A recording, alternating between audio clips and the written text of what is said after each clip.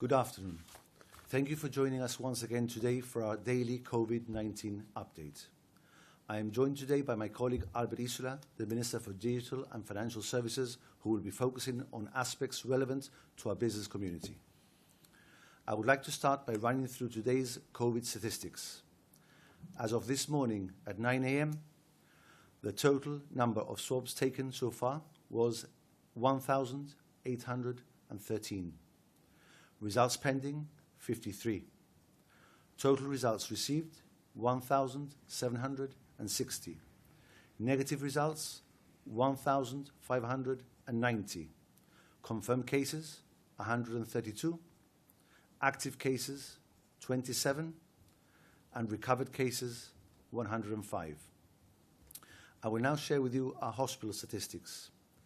In the last 24 hours, there have been a total of 31 attendances to accident and emergency, of which 11 had symptoms that could be related to COVID-19. 10 of these were swabbed. There were no admissions to COVID CCU. There were 5 admissions to COVID Joan Ward, of which 2 had negative swabs and 3 are pending results. Today, we have a total of 378 free beds between St. Bernard's Hospital and the Nightingale facility. This includes 12 free beds in our COVID CCU, 7 free beds within our non-COVID CCU, and 28 free beds within our COVID ward. Yesterday, the GHA received the first consignment of hospital profiling beds, which will further increase bed capacity at St. Bernard's Hospital and the Nightingale facility. This will bring St. Bernard's acute bed capacity up to 195 from 149 by providing John Cochrane Ward with new profiling beds. This converts the elderly residential ward to another acute ward for the duration of this crisis. St. Bernard's Hospital, therefore, for all intents and purposes, is now a fully fledged acute hospital as part of our COVID-19 surge preparations. This places Gibraltar in an incredible position to be able to cope in the event of a surge. 80 new beds have been received so far, with an additional 40 beds due to arrive by the end of April. Nightingale has therefore also increased its bed capacity. 28 new profiling beds have been added to the Nightingale facility, bringing the total capacity of Nightingale up to 238 from 190. The new oxygen plant at Nightingale is in the process of being commissioned and will be able to provide piped continuous oxygen to 22 patients if we have the need to. Following its commissioning, the plant will be fully operational before next week. By the end of April, it is expected that further infrastructure will be completed to be able to provide oxygen to 44 patients in total. This oxygen plant complements our recently commissioned oxygen plant at St. Bernard's Hospital, as recently announced. Meanwhile, at Mount Alvernia, the dedicated isolation unit is due to be completed today, providing a further 4 isolation beds. Following public health advice, and as mentioned by Dr. Antonio Marin at yesterday's press conference, 67 out of 289 residents were randomly swabbed throughout the ERS sites, including Mount Alvernia, Bella Vista, and Hillside. This helps provide us with very valuable data regarding the status of the residents within the ERS facilities. I am very pleased to announce that they have all returned negative, which is great news and testament to the incredible work that is being done by the ERS team led by Dr. Marin and Susan Vallejo. I am also pleased to announce that a second CT scanner has now been received on a temporary basis, providing resilience should the CT scanner at St. Bernard's Hospital be out of service for whatever reason. This portable CT scanner has been located within the Muga facility within the Tercentenary Sports Hall complex. The scanner has been powered up and is being commissioned and will be deep cleaned in preparation for its use. I would like to take this opportunity to thank Gibelec, the GHA technical team, the GSLA team, and our GHA domestic staff for setting up and preparing this facility.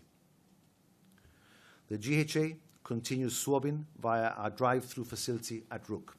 So far, a total of 820 swabs have been taken by the drive-through facility, which continues being a very useful means to test the community and help us gather data in a safe environment. As of today, there have been over 4,500 calls received via the 111 service, and there have been over 1,400 submissions on the COVID-19 online symptom checker. A total of 180 swabs have already been processed via our in-house laboratory testing equipment since we started our in-house testing on the 9th of April. Our on-site equipment allows a quick turnaround of test results. I would now like to mention the Outreach Family Centre. Following the closure of the Family and Community Centre within Mid Harbour's estate as a result of the COVID prevention measures by the care agency, families have had to adjust and adapt their usual routines, which may not have been easy. As school and work life has merged within the home environment, for many, as a result of the lockdown measures, parents and their children are spending most of their time together under one roof for very long periods of time. Furthermore, many children and families have had to deal with not seeing their loved family members and friends face to face due to social distancing and isolation measures. This can lead to mounting stress at home and issues associated with the lockdown. The staff at the Family and Community Centre have now extended its support to parents and carers during this challenging time by way of an outreach service. The Family and Community Centre therefore still offers opportunities for families to reach out and receive necessary support if needed. An additional helpline service has been set up to offer one-to-one support and advice to parents and those with parenting roles. The team is comprised of training parenting educators, social workers and therapists who will be able to offer advice on different strategies that may help families build resilience during these difficult times. The team will also help to link those parents or children in need to other support services within the community. The Family and Community Centre team can be contacted on 200 463 86, Mondays to Friday, between the hours of 8:45 in the morning and 4:30 in the afternoon, or on 200 42 448 after working hours. Alternatively, the team can be contacted by email on familycentre@careagency.gov.gi. Today, I am pleased to announce that donations received to date have now passed £1.5 million. We are most grateful to all those that have contributed so far. Thank you. I will now provide further details following yesterday's afternoon's press release confirming an outbreak of COVID-19 at the Children's Health Centre at Europort. The facility was immediately closed for a deep clean and full decontamination. This was completed swiftly within hours, and the Children's Health Centre was reopened this morning at 9 a.m. as usual. There are 6 confirmed cases and 1 suspected case among GHA staff. 5 of them were sent home and 1 was admitted to the COVID ward at St. Bernard's Hospital. All of them had been working at the Children's Health Centre and were doing so in the 48 hours prior to the onset of symptoms. This suggests that there is likely to have been sustained transmission over a period of several weeks, during which clinics have been ongoing. Most of the dentists have been doing telephone consultations and had attended to emergency cases only. Following established infection control practices, dental clinics are always deep cleaned after every use, and the dentists have worn full PPE throughout. In order to control the outbreak, those in direct contact with those affected have been asked to self-isolate. A total of 18 staff members were swabbed and will be tested in-house. The advice to members of the public, including persons who attended the children's medical or dental clinics, remains the same. In the event of showing any symptoms associated with COVID-19, people should call 111 and follow the advice given to them. It is important to stress that government is taking very seriously all the concerns of the community. The case at the Children's Health Centre is proof that although we have done very well as a community in following the advice given to us, COVID-19 is still circulating in Gibraltar and can cause us a great deal of harm if we do not keep these efforts up. Staying indoors has a very direct bearing on the civil liberties that we have been so used to as a community, and we are very aware of these, but our health should be of paramount importance at this moment. Once again, I would like to stress that our success as a community is down to you all for observing the new rules so well. We must continue to work together and keep up this great effort to ensure the safety of our loved ones and especially the most vulnerable within our community. We will restore our community together and become once again the place we have all been used to. But this will still take time and a lot of patience, and we will always heed the advice of our public health and medical professionals. My heartfelt gratitude once again goes to Team GHA, Team ERS, and Team Care Agency for doing such a great job on the health front. I would also like to mention and thank the Royal Gibraltar Police for making today an extra special day for one of our residents at the Dr. Hiraldi home, who is celebrating his 71st birthday in lockdown. And he is a massive fan of the RGP.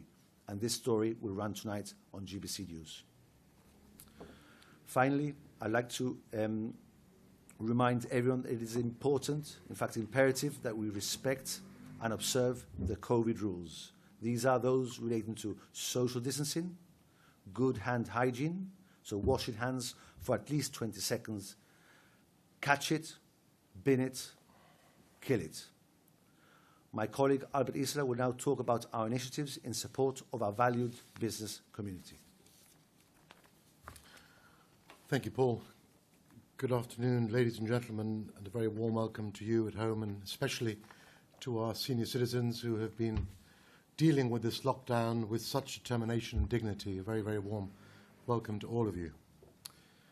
As we continue to manage all aspects of this dreadful pandemic, I would like to give you some background as to where we are in terms of our business community.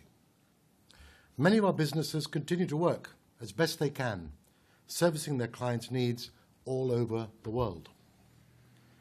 Many of our own government's functions continue to work, servicing you across all areas in as normal a manner as is reasonably possible. When our movement is restricted and every contingency plan on the planet is unworkable, how are we able to do this? The answer is simple, and it's technology. Who would have believed that much of our public sector would have been able to carry on working from home in the manner that we are doing, or that most of the financial services firms and gaming firms are continuing to work remotely, servicing their clients' needs and having virtual meetings. Our investment in technology will continue. Our ITLD have delivered remote working capacity and capability to our public sector, and we have changed the way that we work in the month or so that we have had to. Just imagine if we had not been able to do this. To have such plans in place has been a regulatory requirement for many of our financial services and gaming firms, and these have been successfully triggered. We continue to engage with these firms, and as part of our work on Task Force Future, I have this week invited all of our associations and gaming firms to work with us in developing our strategy for the future. The response to this call has been phenomenal. Emails are already coming in almost immediately with ideas, with suggestions, but above all else, with offers of help, support, advice, and cooperation in the task that we have set ourselves to deliver for the future. My colleagues, Ministers Gilbert Likudi and Vijay Daryanani, have done similarly in their own respective fields, and we will work together to present to Cabinet a comprehensive and coordinated plan for the future. The Financial Services Commission, the Gambling Commission, and the Finance Centre Council continues to function and support our work. Next Tuesday, as we do every month, I will join Mark Allall, the Chairman, and his members at their monthly meeting of the Finance Centre Council, albeit remotely, with my colleagues from Gibraltar Finance in preparing for our future, and my thanks, of course, to them all. Today, we expect to publish our Beat COVID-19 regulations, which are the measures that we've introduced to support inactive employees in the sectors that we have identified.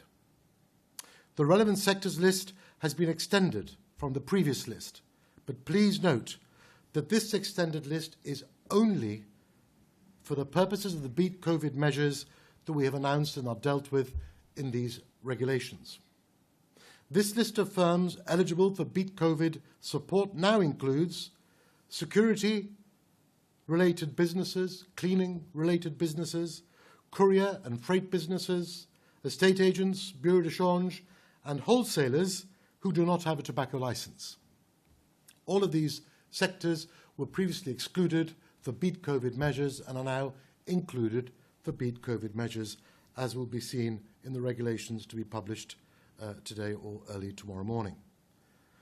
The excluded sectors in the schedule continue to cover, for example, law firms, accounting firms, gaming firms, and all firms regulated by the Gibraltar Financial Services Commission. To give you an idea, as at midnight on Tuesday, the 14th, we had applications from some 1,170 firms, covering a total of some 5,700 employees. Since last Tuesday midnight, we have had a further 54 applications from firms and self-employed persons. Most of these firms will have had an email from us now acknowledging receipt of the applications and informing them these are now being processed. We have received some 780 emails querying the regulations and the guidelines to our dedicated Beat COVID email. And all but 9 of these have now been individually responded to. Each of these applications are being considered and scrutinized by the Employment Service, by the Income Tax Office, and by the team at the Treasury. Any application can be referred to the Office of the Financial Secretary for further investigation or clarification. This is the process that we put into place to enable us to properly scrutinize every single of these applications. Our sincere thanks to the incredible work being done by all of those involved in this process. There are too many to thank, but I must mention a few.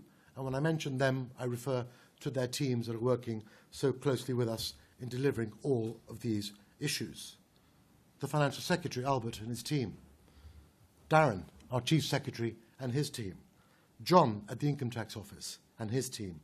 Debbie and her team at the Employment Service. Charles at the Treasury and the entirety of his team. Julian at Digital Services with Karen. Tyron at ITLD with Jonathan, and all of their respective teams. Heath, Justin. There are so many individuals that I would like to mention, but time would prevent me from doing that. In just a few weeks, we have designed, built, processed, and scrutinized data and details pertaining to a significant chunk of our businesses and working population. In that time, we have also developed and now published complex regulations giving legal effect to our Beat COVID plans to support employees in Gibraltar. John Paul from the Financial Secretary's Office and the Gibraltar Legal Office instrumental in that work. In less than 10 days' time, payments will begin to flow to support all of these employees. All applications that are received by us before the 21st of April will be considered and processed before the 30th of April. Those that are received after the 21st of April may take a little longer. Only employees that have been inactive for the entire month of April will be eligible and succeed. There is no question of employees being partly active and partly inactive. It must be for the entirety of the month. Applications for the month of May, next month, will only be accepted by the system on or after the 5th of May for payment at the end of May. All employers and their individual employees will be notified by government if their applications had been successful or not. Appeals of government decisions may be referred to a purpose-built appeal board, which are also stipulated in the regulations to be published. It is important to recognise the support that we have received from the wider community in completing this work. CELAC, which is a group representing the entirety of the private sector, all the different associations and organisations, the unions, and of course the opposition, who separately have worked significantly on this project and contributed in great detail to the work that we are announcing. We face an unprecedented pandemic and economic crisis. We have never faced anything like this before, either as a pandemic or as an economic crisis. Our ability to move on as a centre of international business will depend on our ability to move on from this pandemic. A joined-up approach is where we are working towards. We need to hold our nerve, prepare, and be best placed to move on once it is safe and we are able to do so. Thank you very much for your time. First question for Minister Balbang from the Olive Press. Why have there been such long delays in processing tests if we have our own testing equipment on the ROC? Have we run out of reagent or had problems with the machines? Okay, it's important to understand that how the testing works. We are able to carry out our own in-house testing at the moment, but we also depend on a number of labs in Spain to carry out testing. So it's also very important to realize that we are very dependent on reagents and other products for these machines. So what we do is we're actually doing some tests locally in Gibraltar, and others have been sent outside. Those that are sent outside will take longer to arrive. They could take up to 3 days to arrive. But it's important for us to keep resilience, that we keep all our avenues open for this particular reason. A question from YGTV, also for Minister Balbang. What is the GHA's daily COVID-19 testing capacity, and can you confirm the extent to which the GHA intends to test as we move towards the implementation of a future exit strategy, whatever that may be? Once again, as previously answered, at the moment we have the two systems. At presently, we can test up to 24 samples in every batch locally, and that takes around 6 hours for results to come out. So in theory, could run up to 3 of these batches in a 24-hour period, but it very much depends on the results and the swabs that come through our drive-through facility and through the GHA generally. But that is our maximum capacity at the moment, and we will obviously continue our links with the Spanish labs. As in reply to the second part of the question, obviously we are dependent on public health advice. So as to what happens in the future in terms of testing, we will follow, government policy will follow and heed the advice of public health. A question from GBC for Minister Balbang. Have any patients during the COVID-19 emergency period required a ventilator so far? And if they did, would it be something you would make public? Fortunately, at the moment, nobody has required the use of a ventilator, which is excellent news.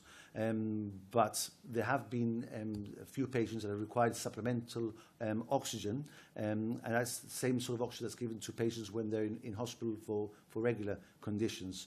So as I said, very fortunately, we have not used them. But if we had to use ventilators in the future, as long as it doesn't affect any data protection issues, we will be happy to share this with the general public. As I said, our policy is to provide transparency, and the reasons for these press conferences every day is exactly for that reason. A question from the Chronicle for Mr. Balbang.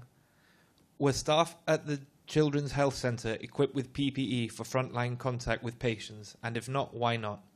What is the GHA's policy on use of PPE by frontline healthcare workers, even those in roles that are not directly related to the COVID-19 response? Okay, all frontline staff within the Children's Health Centre use PPE. This is our policy. Dentists especially, they are considered high risk because they actually have aerosol procedures. So it's not uncommon. In fact, every time we visit a dentist ourselves, you will see dentists generally using masks, more so during the COVID crisis. So it's something which all health professionals are wearing, and those who are in immediate contact with the general public will also be using PPE. And I'd just like to add something, which information I've just received to that. In fact, one of those affected by the outbreak yesterday, who was admitted, the swab, in fact, has come out negative. So again, very, very good news in that respect. A question from the Panorama for Minister Balbang. Regarding the COVID outbreak yesterday at the Child Health Centre, community midwives and sonographers were reallocated to the CHC as this was considered a safer environment during COVID for expectant mothers. In light of the COVID outbreak at the CHC, do you still consider this facility as a safe environment for this vulnerable group? And how can you reassure any expectant mother that she and her expectant baby are now truly safe? The Child Health Centre is a safe place. It's a safe environment. It's away from the main health areas, St Bernard's Hospital and the Primary Care Centre. The place was fully decontaminated yesterday, and it's something which happens with there's frequent cleans in the area. So it's finding the right balance between trying to provide a bit of normality and giving patients access to the health professions that they so need, and keeping them safe at the same time. But we are satisfied that the Children's Health Centre is a safe place to go and take to seek advice if you need to. I think we need to be clear. There is no question of any of these places being open if we don't feel that they're safe. That goes beyond the pale. And obviously the advice that we get is what Paul is referring to and we follow. So for people to think or to suggest otherwise is ridiculous in my view. A question from YGTV for Minister Balbang. Does the GHA believe that members of the public attending the Children's Health Centre in recent weeks could have picked up the virus? If so, what effort is being made to contact them for testing or screening for symptoms? Right, it's clear that COVID-19 is among our community. I mean, that's something which we cannot deny. So we are all of us that need to leave our homes and to work on a daily basis or to go shopping will be in contact with the virus. It is inevitable, but it's something that we are satisfied. It's something we cannot do anything about in that respect. So we just have to make sure that we follow public health advice, that we follow the rules that we have, hand washing and social distancing to keep as safe as possible. A question for Minister Isola from GBC. Has any action been taken against those who have been found to abuse the Beat COVID benefit system? Not yet.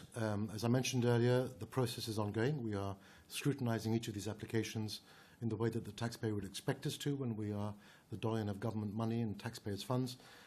But rest assured that as and when that process is complete, we will, if there is any examples of abuse, which we suspect there may be. A question from the Panorama for Minister Balbang. What is the current total received in COVID donations to the GHA? Have any decisions been taken to allocate funds to any specific area? And what is the plan to make best use of this large contribution? As I stated in the statement I've just given, we have just gone over the 1.5 million mark. I mean, we're extremely happy with this response from the community. It just shows us how Gibraltar, what sort of people we are. Some companies have sought or have wished to donate monies for certain specific purposes, and there are few. When the donations have been quite large, it's difficult to assign certain amounts of money to specific purposes because there's so really our biggest need is that for personal protective equipment. But most companies and most individuals have been happy to donate generally to the COVID-19 pot, and that will be used exclusively for COVID-19, and the money will be channeled towards PPE, ventilators, which we have received quite a few of them already, and general equipment and needs for this crisis. A question from the Olive Press for Minister Balbang. When will the analysis of the test carried out of symptomatic and random samples be published? Has the process of looking at the figures and showing the demographic and age-related reach been carried out yet? I will remind the Minister that the Government promised that this analysis would be carried out this week and shown in graphs and charts. Public Health Gibraltar will be dealing with that, will be looking at that data. I mean, as I've said on many occasions, data is extremely important to us. But if we're referring to the test, the random test, which were the 400 tests carried out within the community, if I recall correctly, there were 10 positive results in that cohort of patients. So that gives us a valuable idea of how widespread COVID is within the community. So I think the most important statistics have been given, and as to the breakdowns and as to the pie charts, the different breakdown of all the different statistics, that's something which will come our way shortly. But Public Health Gibraltar is working on those as we speak. Thank you. A question from the Chronicle for Minister Balwang. Ministers and public health officials have from the outset said that a surge in the number of infections requiring hospitalisation is inevitable. Today, however, Mr. Balwang spoke of the GHA's capacity to respond to, quote, in the event of a surge, close quote. Is there a possibility that the surge may not materialise? And what does the testing data tell us in that respect? The advice that we're given is telling us that there will be a surge. Whether this surge will be one big surge that's been seen in other countries, or whether we'll be able to successfully create a series of smaller surges is something that we need to see what happens. At the end of the day, I mean, COVID-19 is something which is brand new. It's something which we're learning from, but we need to look further afield. We need to look at the experiences of other countries and other small states and see what their experiences are. I think it's very clear. I think we must be very aware of the fact that we do expect a surge. We've had a small wave so far, and this is where we are at the moment. And really, it very much depends on where the policies lie in terms of our decisions for lockdown and where people are observing and keeping to those very strict criteria, washing hands, social distancing. That is what's keeping us safe. I mean, our success in that respect is your success. I mean, people have been extremely good looking after themselves and therefore looking after vulnerable people. But I think we are clear. The virus is something which most of us, if not all of us, will catch. The Director of Public Health has been extremely clear in that respect. Now, how big that wave will be, I think it's a matter to see where we are. But one thing is for sure, we need to be at the right place to be able to tackle that if and when it comes. Thank you, Minister Balwang and Minister Isler. There are no further questions. Thank you very much. Thank you.